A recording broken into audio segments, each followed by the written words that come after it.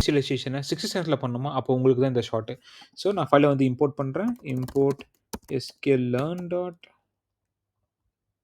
load datasets import from sklearn dot import load diabetes அப்புறம் வந்து நான் வந்து விஷுவலைசேஷனுக்கு வந்து மேட்ப்ளாட் யூஸ் பண்ணுறேன். மேட்ப்ளாட் லிப் யூஸ் பண்ணுறேன்.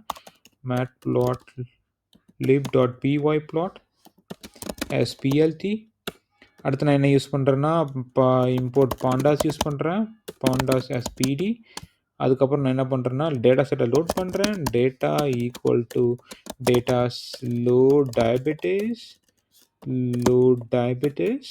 லோட் பண்ணுறேன். ஸோ டேட்டா வந்து லோட் ஆகிடுச்சு நம்மளுக்கு. ஸோ நெக்ஸ்ட் வந்து நான் என்ன பண்ணுறேன்னா நான் வந்து டேட்டா ஃப்ரேமில் ஆட் பண்ணுறேன். So data frame equal to pd.data frame. அடுத்து என்ன யூஸ் பண்ணேன்னா data column. நான் என்ன யூஸ் பண்ணேன்னா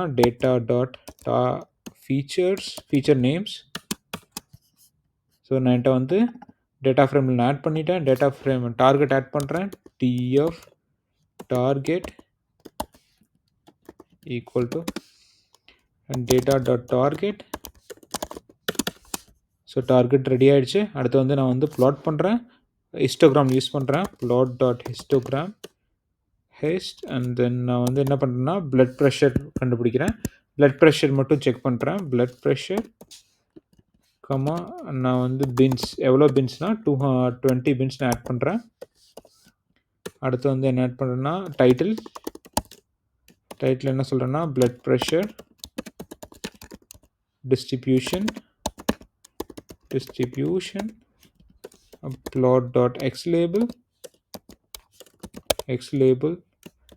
என்ன ஆட் பண்ணுறேன்னா பிளட் ப்ரெஷர் plot.ylabel.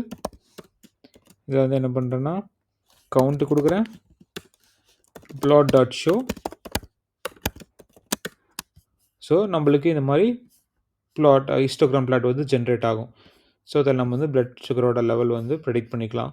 எவ்வளோ பேர் இருக்காங்க, இப்போ 0.10ல் 10% கீழே தான் இருக்காங்க, அப்புறம் வந்து 0.5க்கு மேலே 20%, அந்த மாதிரி எவ்வளோ கவுண்ட் இருக்குன்னு நம்மளுக்கு ஈஸியாக தெரியும். ஸோ தேங்க்யூ ஃபார் வாட்சிங். மறக்காம சேனலை சப்ஸ்கிரைப் பண்ண மறந்துடாதீங்க.